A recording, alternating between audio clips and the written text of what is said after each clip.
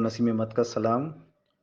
और आज एक ख़ास दिन है, जिसे हम गमगीन दिन भी कह सकते हैं, क्योंकि आज के दिन हमारे बहुत ही बेहतरीन सिंगर, लाजवाब सिंगर, जिसे दुनिया शहंशाह गज़ल के नाम से जानती है, उस्ताद मेहदी हसन खान साहब, आज उनकी 11वीं बरसी है।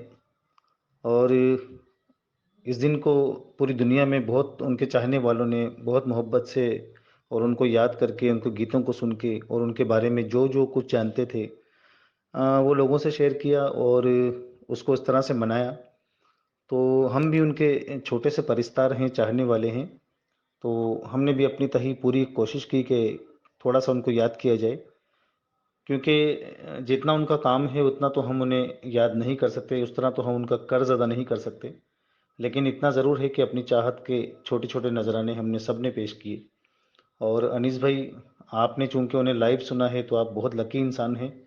और देखें, सब नसीबों की बात होती है। और आपने जैसा बताया कि वो, जैसा राजा भाई ने बताया कि वो राजस्थान में पैदा हुए और कराची में उनकी रिहाइश थी और वहीं उनका इंतकाल हुआ।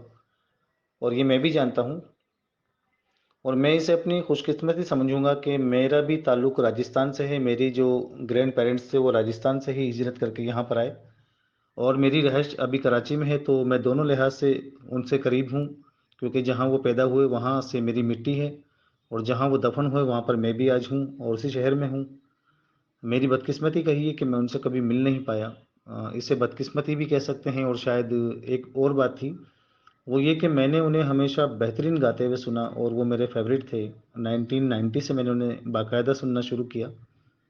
तो उसके बाद मुझे कोई और भाया नहीं। सच्ची बात है कि जिसने मेहदी साहब को दिल से सुना और समझ लिया, उसके बाद उसे कोई भी सिंगर मतलब उसे भा नहीं सकता।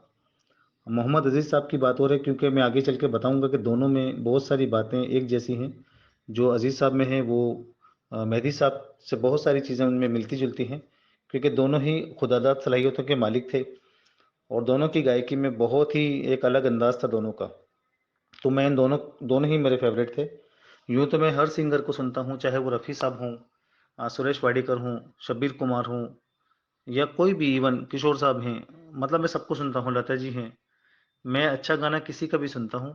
लेकिन जिन्हें मैं बहुत ज़्यादा फॉलो करता हूँ, जिन्हें मैंने बहुत ज़्यादा सुना, उनमें मेहदी साहब हैं और मोहम्मद अजीज़ साहब हैं।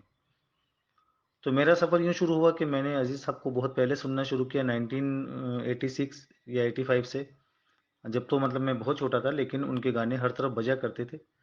तो उनकी ही आवाज़ कानों को भली लगती थी, और उनके सारे ही गाने हमने सुने तकरीबन उस ज़माने के। जो हिट थे वो सभी सुने। और उसके बाद मेरा एक दोस्त था जो मेहदी साहब को सुनता था। और मुझे मेहदी साहब की जो गज़लें थी वो मुझे थोड़ी सी बोरिंग लगती थी, क्योंकि मैं फास्ट गाने सुनता था उस वक्त।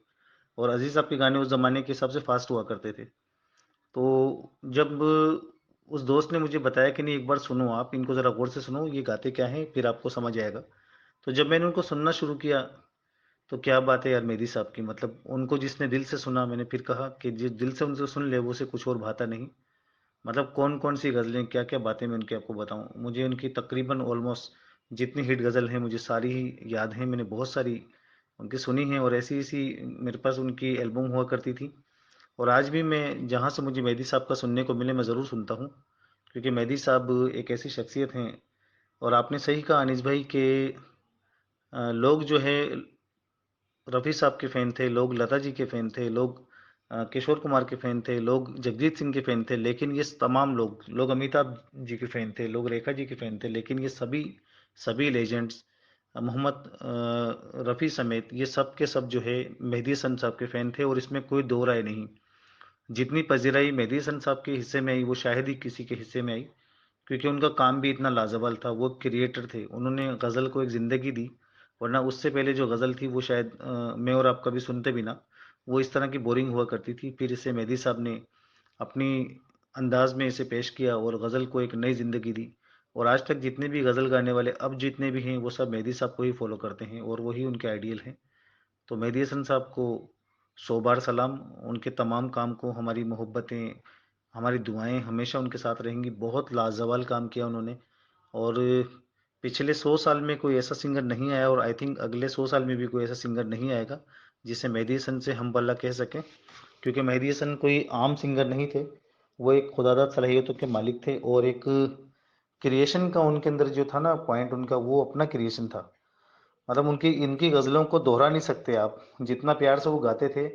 और मैंने कहीं लता जी को सुना उनके बारे में कहते हुए कि हम तो सिर्फ 5 मिनट का गाना गा सकते हैं, लेकिन आप 50 मिनट भी एक ही चीज़ को गा सकते हैं।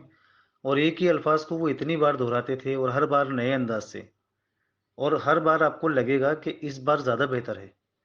तो जैसे रंजिश ही सही, रंजिश ही सही, वो इतनी बार एक ही अल्फाज को बोलेंगे ना कि आपको हर बार लगेगा कि अब ये परफेक्ट है, अब ये पहले से ज़्यादा बेहतर है। तो ये उनका कमाल था। और एक मेहदी साहब का इंटरव्यू मैंने सुना, उसमें लाइव शो था। तो मेहदी साहब अपनी ऑडियंस से जब हम कलाम होते हैं तो उन्हें कहते हैं कि अगर मेरा फिल्मी गाना सुनना है तो कैसेट भरे पड़े हैं ना, आप जाइए और कैसेट लीजिए और सुनिए, उसमें रिकॉर्डिंग हर बार वैसी ही मिलेगी। तो मुझे जब आप लाइव सुनते हैं तो मैं हर बार आपको कुछ नया करके देता हूँ। तो मुझे लाइव सुनना बेकार है अगर मैं आपको वही सब सुनाऊँ जो रटा हुआ होता है, जो पहले से गाया हुआ होता है। तो मैं हर बार कोशिश करता हूँ कि आपको कुछ नया सुनाऊँ। तो ये है मेहदी हसन, जो अपने ही काम में इतना एक्सपेरिमेंट करते थे कि उसे निखारते थे। और क्या-क्या खूबसूरत गज़लें हैं उनकी। मतलब हम नहीं सुन सकते, इतने इतने इतने उनके अभी तक रिकॉर्ड हैं कि हम नहीं सुन सके सारे। और बहुत सारी चीज़ें ऐसी होती हैं जो आज भी हमें लगता है कि यार ये तो मैंने पहले कभी नहीं सुना। तो बहुत ही पाए के इंसान थे, पाए के गुलकार थे, जिन्हें बड़े-बड़े दिग्गज जो है वो बैठ के उनके चरणों में सुनते थे। और उनका मतलब साँस रुक जाता था जब मेहदी हसन साहब गाते थे। तो मेहदी हसन साहब के लिए बस इतने ही मेरे अल्फ़ाज़ हैं कि मेहदी साहब जहाँ भी रहें, अल्लाह ताला उन्हें अपनी जवार रहमत में जगह दे और वो हमेशा अपने चाहने वालों के दिलों में ज़िंदा रहेंगे। और सही बात ये है कि सरहदें हों या कुछ भी हों, मेहदी साहब के लिए सब चीज़ें बेमायनी हैं। और मेहदी साहब तो जितने पाकिस्तान में मकबूल हैं, उतने ही इंडिया में हैं। मेरी जो दोस्त हैं, ग्रुप के दोस्त हैं कुछ, ये अभी तक मेरे ख़्याल बहुत सारे लोग हैं जो उनसे वाकिफ़ नहीं। तो शायद उन्हें आज थोड़ा बहुत पता चला हो कि मेहदी हसन साहब क्या थे। तो मैं इतना ज़रूर कहूँगा कि जब भी वक़्त मिले मेहदी साहब को सुनिए, तो फिर आपको पता चलेगा कि मेहदी साहब क्या थे। तो बहुत-बहुत शुक्रिया। अपना ख़्याल रखिए। खुदा हाफ़िज़।